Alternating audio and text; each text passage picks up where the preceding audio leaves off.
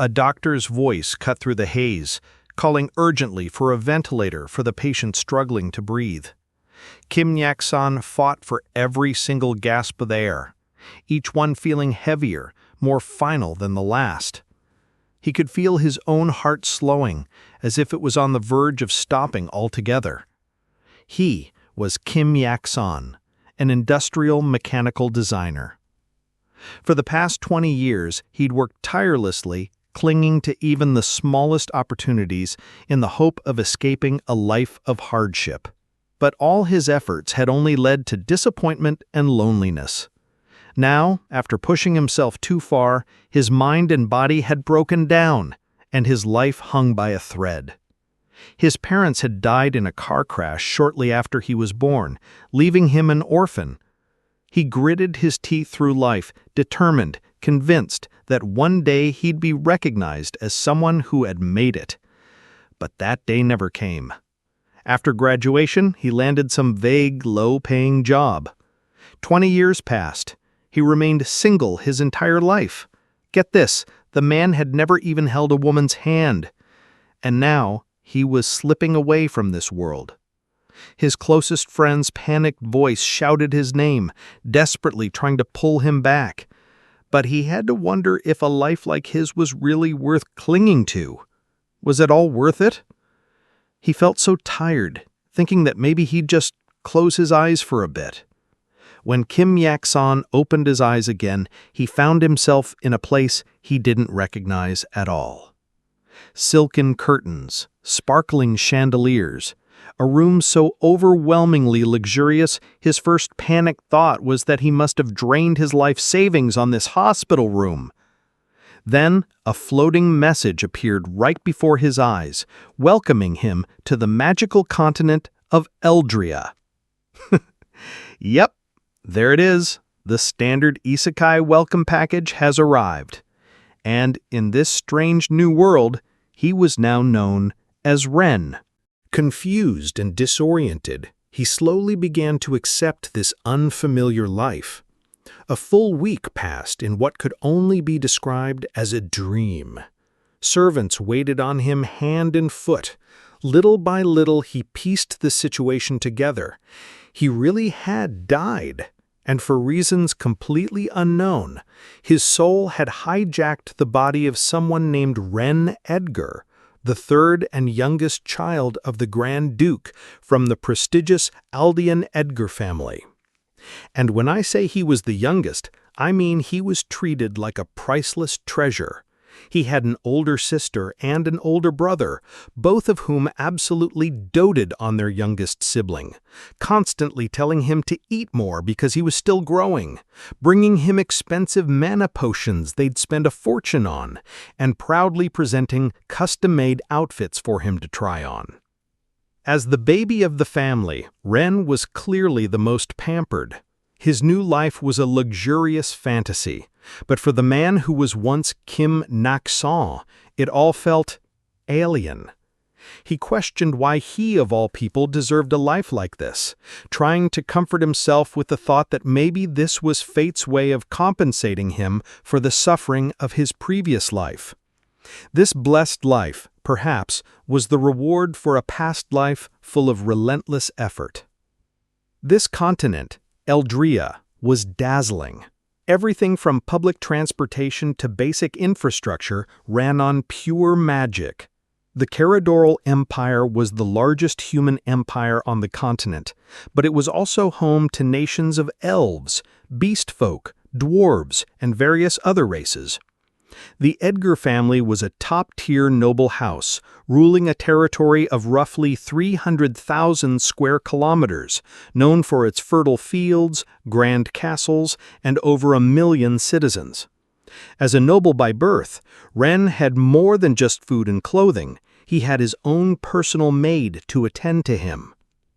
Yet every time he looked in the mirror, the reflection staring back was still Kim Yak-san. He couldn't shake the feeling of being an imposter, constantly wondering if he even deserved this kind of life. The memories of his past clung to him, a constant reminder that he couldn't completely abandon the person he once was. His thoughts were suddenly interrupted by the appearance of Leah, his personal maid, a stunning young woman with an enchanting smile. She came bearing a message that his father wanted to see him. The scene shifted to Aldian's study, where the Grand Duke was reviewing reports from across their vast lands. Before long, Ren stood respectfully before his father, greeting him with a formal noble salute and awaiting his orders. Aldian looked at his youngest son with a serious gaze, asking if he knew why he had been summoned.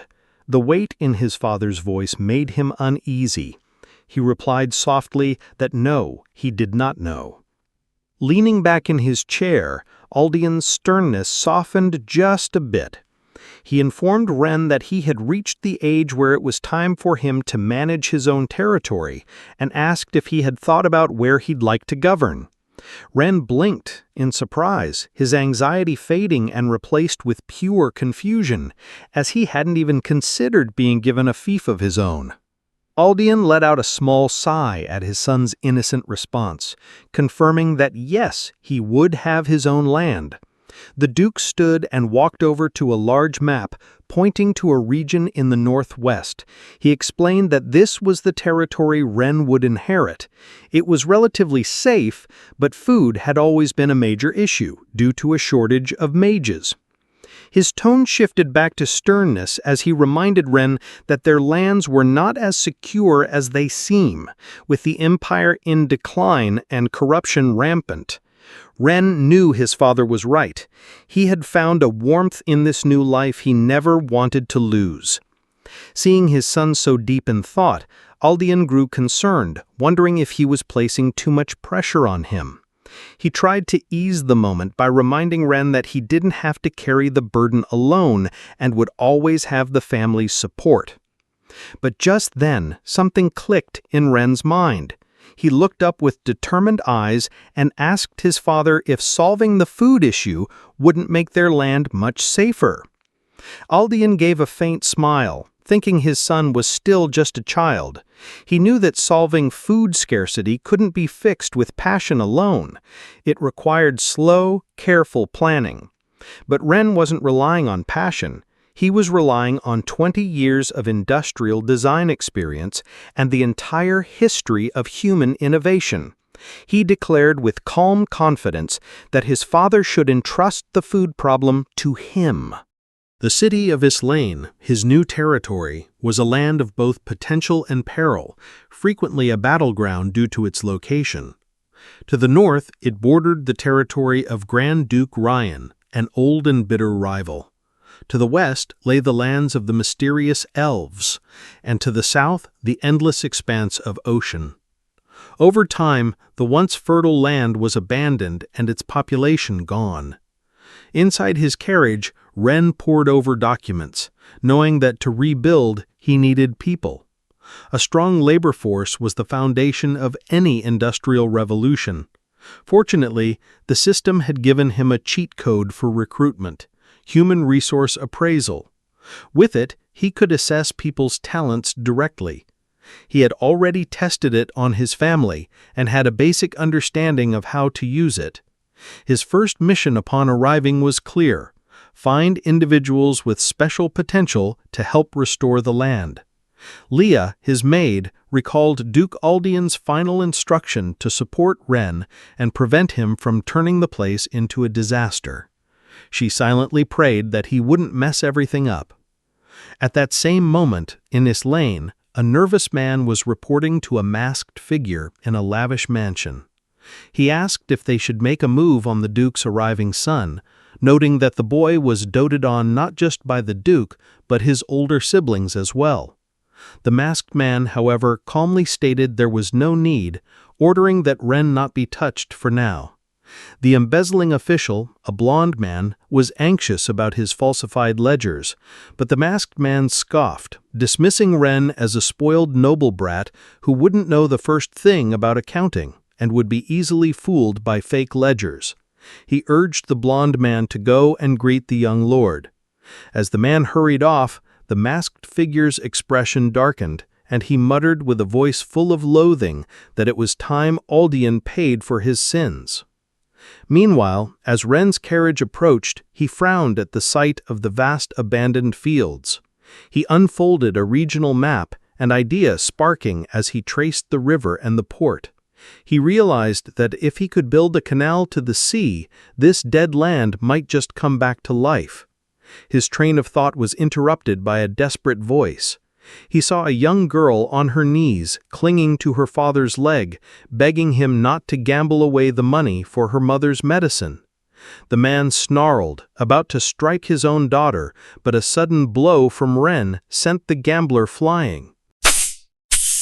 Ren's eyes burned with anger. Leah rushed over, alarmed, half-jokingly telling him to give her a heads-up next time so she could prepare his protective gear. Ren just chuckled, saying that such things just happen.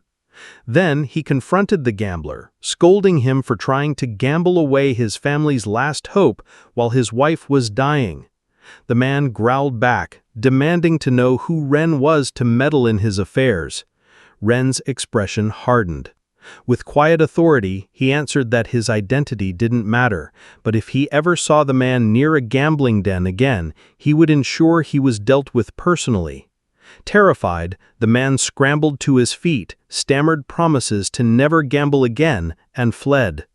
Ren turned to the girl, who was still stunned, and asked if she was all right. She thanked him profusely, explaining she would have no way to help her mother if she'd lost that money. Naturally, Ren immediately activated his appraisal skill. The girl's name was Lillian, and she possessed a rare affinity for agriculture and harvesting. A perfect fit. He made a decision on the spot, warmly offering her and her mother a ride into town. Lillian hesitated, worried about dirtying his carriage, but Ren just laughed it off. Then his expression turned serious. He wanted to know how a poor, dying region like this even had a gambling den in the first place. The city was in a desperate state, ruined by war and floods. Beggars were everywhere. Ren knew he needed a full-scale population census to understand the labor force. He decided to first head to the city lord's residence to check the reserve funds. But before he could ask Lillian for directions, a sharp voice pierced the air as a blond-haired man on horseback galloped down the street, nearly trampling everyone in his path. Leah reacted instantly, pulling Ren to safety. As the rider sped past, her face lit up with fury, thinking to herself that anyone who dared harm Ren deserved to die. Still clinging to him, she didn't realize she was suffocating him until he waved his arms to get her attention. Anxiously, she asked if he was hurt. Ren just chuckled, saying he was perfectly fine. But his expression darkened. He asked a frightened Lillian who the rider was. She whispered that he was the eldest son of the Eldwin family, who owned all the gambling dens in the city. A slow, predatory grin spread across Ren's face. He inquired if the man was rich, and Lillian confirmed it. Ren decided this was perfect, a chance to fund some infrastructure. He then instructed Lillian to take him to the casino. Alarmed, she pleaded with him not to go, warning him that he'd be robbed blind. Ren just smiled reassuringly, telling her not to worry, as the casino wouldn't be getting a single coin from him. Lillian could only watch him walk away, wondering just who this nobleman truly was. The casino stood in stark contrast to the rundown city, an opulent monument to vice. Ren stepped through the doors, thinking to himself that he would take everything they had to power his industrial revival. Inside, the atmosphere was chaotic. He observed the desperate gamblers, knowing that as long as this place existed, these people would never be motivated to work. Leah whispered that his men had the place surrounded and asked if they should move in. Ren shook his head, telling her he was after a bigger fish. A casino worker, seeing an easy mark, eagerly approached. Ren played the part of a naive noble, asking for a simple game recommendation. The worker introduced him to Big or Small and handed him 2 free chips. Ren casually tossed them on the table and lost immediately. He feigned surprise and disappointment, muttering that he was leaving. but the attendant blocked his way, stating that he needed to pay for what he'd just lost. The attendant's tone turned sharp, making it clear there were no gifts in this place. The 2 free chips were a loan. Each was worth 100 gold coins, and with fees and interest, Ren now owed 250 gold. He even suggested Ren could use his maid as collateral. Lillian, outraged, cried out that he was lying, that the chips were only worth a silver coin each, and he was being scammed. Having his plan exposed, the worker lost his temper and shouted for someone to beat her up. But before he could finish, Ren punched him square in the face, sending him flying. Ren calmly straightened his clothes, stating that the man didn't have the right to speak there. The casino erupted in the chaos, with gamblers swarming forward to snatch up scattered chips. Just then, a commanding voice rang out, demanding to know who was causing trouble. It was the arrogant rider from before, Weatherow. Ren smiled. The bait was taken. Weatherow ordered his guards to teach the troublemakers a lesson, and they began beating the patrons mercilessly. Lillian, trembling, thought it was all her fault. She remembered Ren paying for her mother's treatment, and now it was her turn to repay him. Summoning every ounce of courage, she stepped forward, accusing Weatherow of opening a casino just to rob people blind and ruin families. Whispers spread through the crowd, wondering if the girl had a death wish. Enraged, Weatherow charged at her, but Ren stopped his arm mid-strike. Using his ability, Ren scanned Weatherow's stats. They were unimpressive. His loyalty, a pathetic 5. His traits, ruthless and bloodthirsty. The Ilwyn family, Ren noted, was one to watch. They could rebel at any time. Weatherow pulled back, coldly asking if Ren had a problem with how he ran things. Ren released his arm and stated that he actually agreed with Weatherow's worldview, that this world ran on the simple rule of big fish eating the small ones. Weatherow grinned smugly, but Ren then added that all he knew was that his fist was a hell of a lot bigger, and that made his word the law. As he finished speaking, Ren clapped his hands and his soldiers stormed the casino. The scene shifted to a grand banquet hosted in Ren's honor. The city's most powerful figures were there, including a noble named Lucas, who had been planning to use this event to teach Ren a lesson and connect him with his son. He was now wondering why Weatherow hadn't shown up yet. Ren entered the hall to complete silence. He quickly shut down the sycophants and ordered a large blueprint to be brought out. He announced that it was a dam he had designed that afternoon, explaining how it would solve the city's flooding and irrigation problems, improving agricultural output dramatically. The nobles were stunned by the brilliant idea. This kid wasn't just a pampered brat, but when Ren announced he needed investors, the room buzzed with discomfort as everyone suddenly pretended to be poor. Lucas chuckled internally at what he saw as pure naivety. But Ren wasn't naive. He smiled, telling them there was no need to pretend. He revealed that he had raided a casino that afternoon and confiscated nearly 50,000 gold coins, then asked them just how many casinos there were in the city. The room was stunned. Some nobles panicked internally, worried their own casino investments had been hit.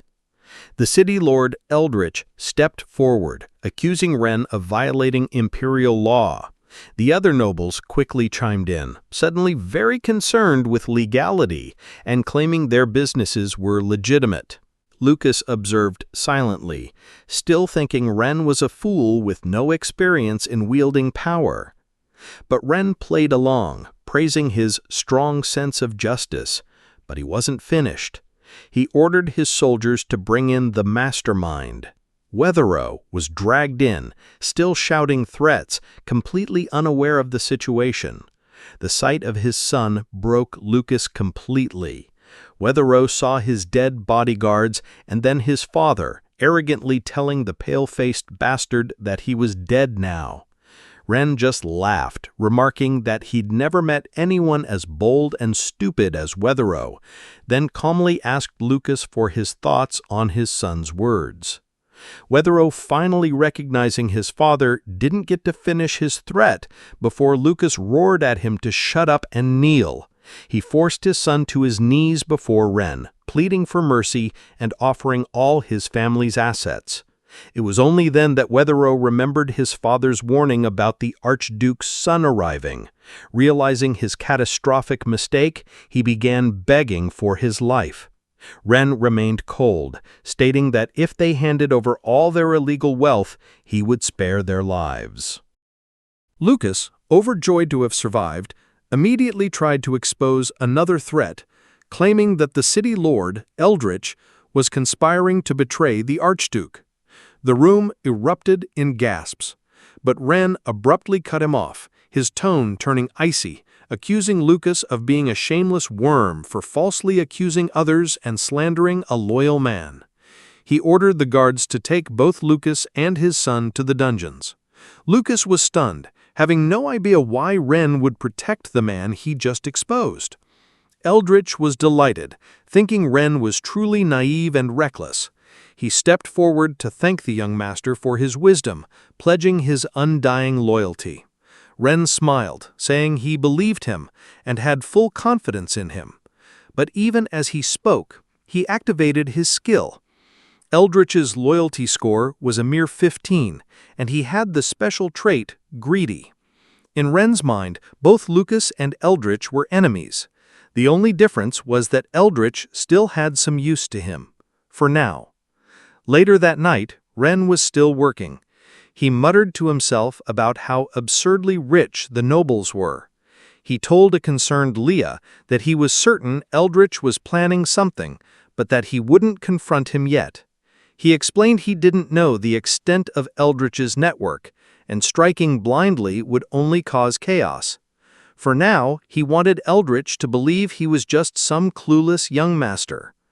The next morning, Eldritch visited the Mage Association's president, Malcolm, and showed him Ren's No Mages recruitment notice for the dam project. Malcolm's face darkened with rage. Eldritch fanned the flames, and Malcolm stormed off, determined to demand an explanation from Ren. When Malcolm confronted him, Ren was taken aback, explaining it was simply a construction project. But Malcolm saw it as a direct slap in the face to all mages. Ren, after checking Malcolm's stats and seeing his high loyalty and straightforward personality, realized he was being manipulated. He patiently explained his reasoning: the project's scale, the high cost of mages, and his social responsibility to provide jobs for commoners. But Malcolm was a magic supremacist, and Ren's firm statement that mages were just ordinary people was a grave insult. He demanded Ren retract his words.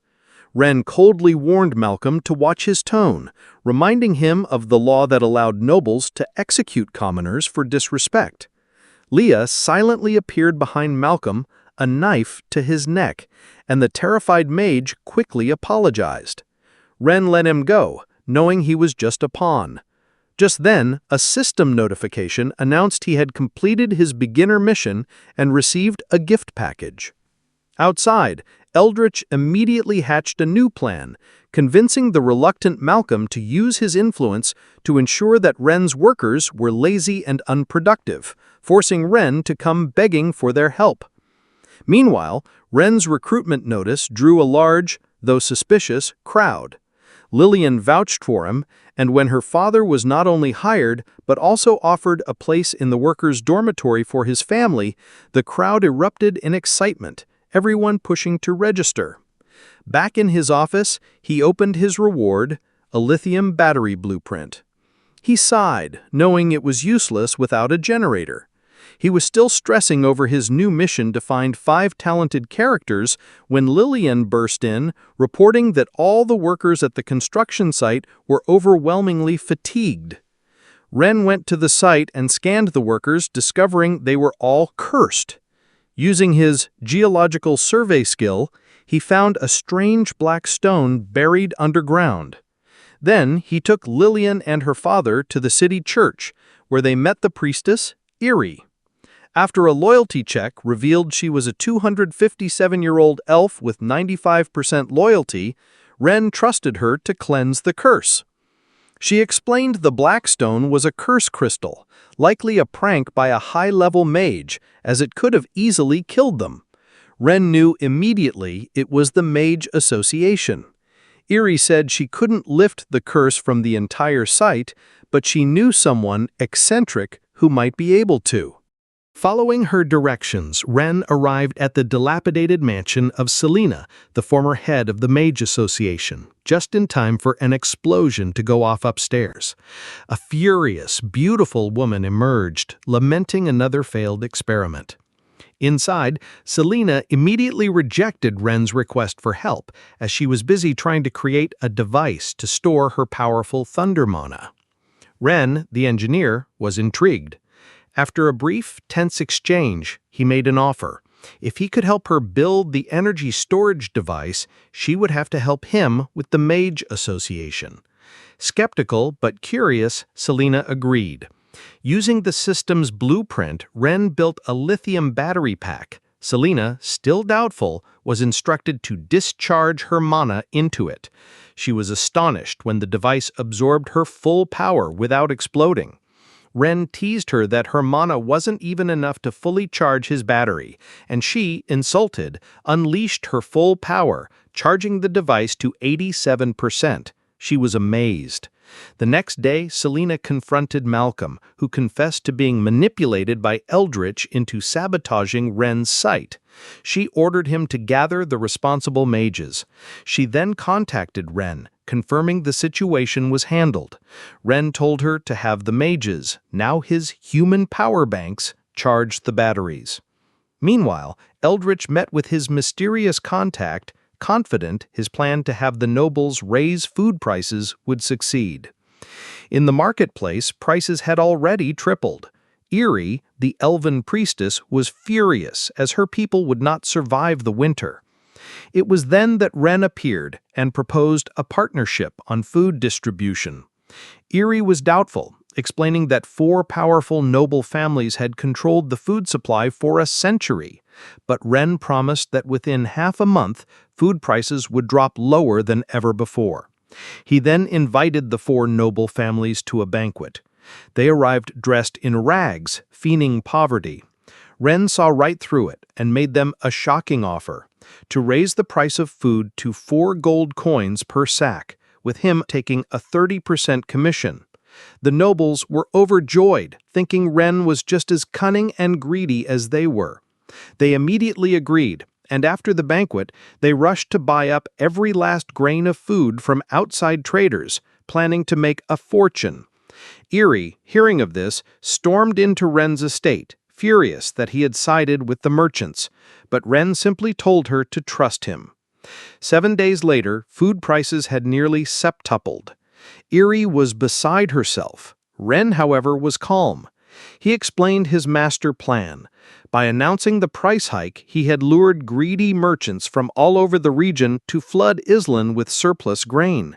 Now he would crash the market. He instructed Leah to announce that Eerie's church would be selling its grain reserves for just 1 gold coin per sack. Eerie was horrified, but Ren assured her she would end up with more grain, not less. He had Selena and the mages lock down the city. The next day, as the church began selling grain, a price war erupted among the panicked out-of-town merchants, and the price of grain in Islan plummeted. The 4 noble families, who had bought high, were now forced to sell at a massive loss to cut their losses, leading to their complete ruin. With the food crisis solved and a new partnership forged with the elves, Ren's next target was the military. He disguised himself as a merchant to investigate the corrupt border guards. There he encountered their general, Caesar, a talented but disloyal man who had been bribed by Eldritch. When Ren revealed his identity, Caesar, trapped and ambitious, chose treason, ordering his men to kill the impostor. A battle broke out. Leah was a whirlwind of skill, but was temporarily immobilized by a mage. As the soldiers charged the seemingly defenseless Ren, he used his lithium battery and the frosted ground to send a massive electrical current through them, knocking them all unconscious. Just as the battery ran out, Selena arrived with a squad of mages, providing timely backup. They quickly dispatched the remaining traitors. Caesar, in a final act of madness, charged Ren, but was swiftly knocked out by Leah. Later, Ren interrogated the defeated general. He revealed that he had known about Eldritch's conspiracy all along and had used Caesar to spring his trap. The corruption ledgers weren't for blackmail, but for data to reform the city's tax system. Caesar laughed, saying Ren could never win over the nobles. Ren just smiled and delivered a chilling statement. When nobles are alive, they are powerful, but when they are dead, they are just a corpse. In that moment, Caesar understood Ren was planning a total purge of the old guard. Ren laid out the two options for the nobles of Ice Lane: die with Caesar or obey him. With that, the interrogation ended. And that's where we leave our genius engineer for now. He's crushed corrupt nobles, outsmarted greedy merchants, and started an industrial revolution with nothing but his brain and a little bit of magic. But the biggest snakes are still hiding in the grass. What insane, world-changing project do you think Ren is going to cook up next? A steam engine? A printing press? Maybe a fully automated factory powered by mages on a treadmill? Drop your wildest theories down in the comments below. I want to see what you guys come up with. If you enjoyed seeing a modern mind dismantle a medieval world, do us a huge favor and smash that like button and subscribe to Recap Realm for more stories where brains conquer brawn. Don't forget to ring that notification bell so you don't miss the next chapter in Ren's master plan. Thanks for diving into the realm with us today. We'll see you in the next one.